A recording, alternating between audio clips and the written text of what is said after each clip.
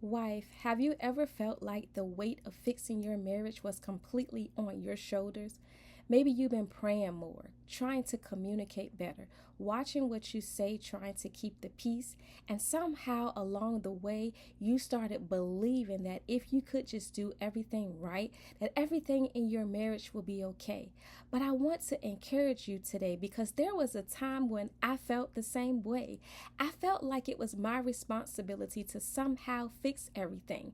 But what I discovered is this: you are responsible for your obedience to God, but you are not responsible for controlling another person's choices. And when I understood that, it changed the way I approach my marriage. Instead of constantly asking, how do I fix this? I had to start asking God, what are you asking me to do in this season? Sometimes peace begins when we stop asking, how can we fix everything? And we start asking God, what are you asking me to do in this season? Now, there are things that you can work on. There are things that you can change. There are boundaries that you may need to establish. There are conversations you may need to have. And there are things that you're going to have to just place in God's hand.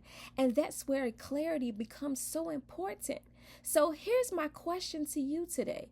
What are you carrying that may not actually belong to you?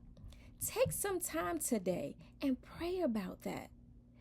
And if you're having trouble trying to figure out what your next step should be, that's exactly why I created my private marriage clarity sessions.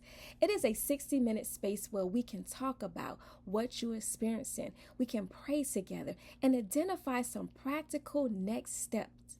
You can visit EnduringWivesCoaching.com and click Work with Me to request a session.